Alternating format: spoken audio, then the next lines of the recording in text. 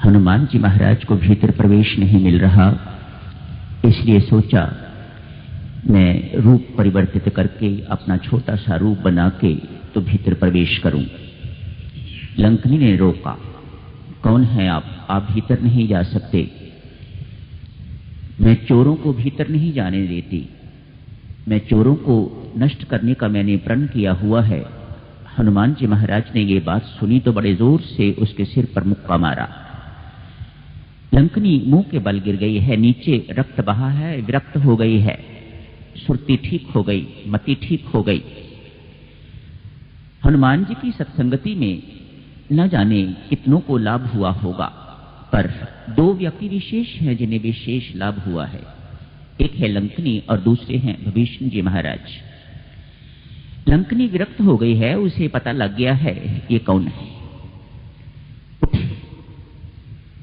कहा आपकी सत्संगति से मेरी भ्रांति जो थी वह दूर हो गई।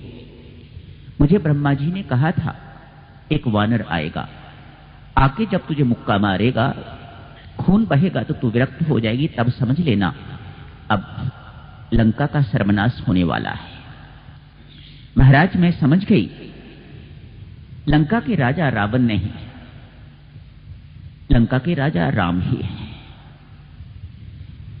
क्या सत्संगति ये मुक्केबाजी ही है? लगता तो ऐसा ही है। क्यों मुक्का मारा हनुमान जी महाराज ने इसको? ये कहती तो है कि मैं चोरों को नाश करने के लिए यहां खड़ी हूं, लेकिन सबसे बड़ा चोर तो भीतर है, उसका अभी तक क्यों नाश नहीं किया? इसलिए हनुमान जी महाराज को यह बात गलत लगी, इसलिए उसे मुक्का मार दिया। बड़े जोर से मुक्का मारा, वह मुंह के बल गिरी। तो क्या ये सत्संगति मुक्केबाजी है? आप थोड़ा एनालाइज करके देखें तो सत्संग में मुक्केबाजी तो होती ही है। इतने दिनों से आप अनेक प्रकार की बातें सुन रहे हैं। कभी मोह की चर्चा हो रही है, कभी काम की चर्चा हो रही है, कभी भेद बुद्धि की चर्चा हो रही है। मानो ये मुक्के पढ़ ही रहे हैं, लेकिन इनका असर कितनों पर होता है बात तो देखने की ये है। ये सत्संगति मुक्केबाजी ही है वास्तव में। आप देखो ना, कितना कुछ सुन के यहां से जाओगे, कितनों का इस मुक्के का प्रभाव कितनों पर पड़ेगा ये तो परमेश्वर ही जानता है।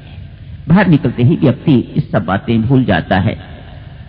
यहां तो बैठे बैठे बिल्कुल आदमी सिर हिलाता है, लोभ छोड़ देना है, घर जाके बिल्कुल किसी से जाके लड़ाई झगड़ा नहीं करना है, मैंने अपनी बहन को नहीं सताना है, अपने सास ससुर की सेवा करूंगी जाके, मैं अपने माता पिता की सेवा में जाके करूंगा। ये यहाँ बैठे बैठे बहुत सिर हिलते हैं, मानो यहाँ पर बैठे बैठे उस मुक्के का प्रभाव तो पड़ रहा है, लेकिन बाहर जाते ही जैसे रावण जीवित हो गया, अचेत था, ठीक हो गया, वैसे ही हालत हमारी भी हो जाती है। सत्संगति मुक्केबाजी ही है। प्रवेश करते हैं हनुमान जी महाराज लंका नगरी में। लंका नगरी को प्रवृत्ति की नगरी कहा जाता है। प्रवृत्ति की नगरी उसे मानो जहां फैलाओ ही फैलाओ की भावना हो उसे प्रवृत्ति की नगरी कहा जाता है, और जहां अपने आप को सिकोड़ने की भावना हो उसे निवृत्ति की नगरी कहा जाता है।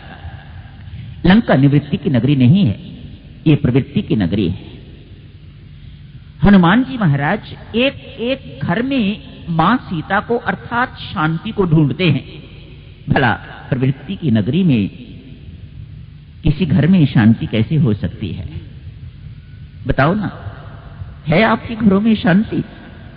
जहां फैलाव की भावना है, प्रवृत्ति नगरी है, जहां पर गृहस्थी बढ़ाई जा रही है, अपना कारोबार बढ़ाया जा रहा है, अपना सब कुछ बढ़ाया जा रहा है, संतान बढ़ाई जा रही है, सब कुछ किया जा रहा है।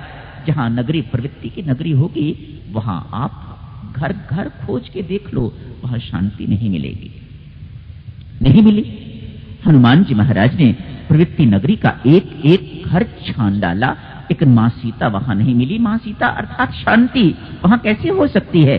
तो कहीं दूर बैठी हुई है नगरी के बाहर, अशोक वाटिका में शांति वहां बैठी है तो वहीं ये चुराई हुई है, छीनी हुई है, इसलिए शांति का प्रभाव भी प्रवृत्ति नगरी पर नहीं पड़ रहा।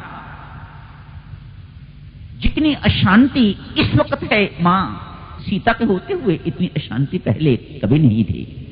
मानो मां सीता ने वहां अपने आप को निवासित नहीं किया हुआ, छीनी हुई आई हुई हूं, चोरी चुरा के मुझे लेके आए हुए हैं, ये मेरा स्थान नहीं है। मानो मां शांति ने उस स्थान को अपनाया ही नहीं है। तो उस प्रवृत्ति नगरी में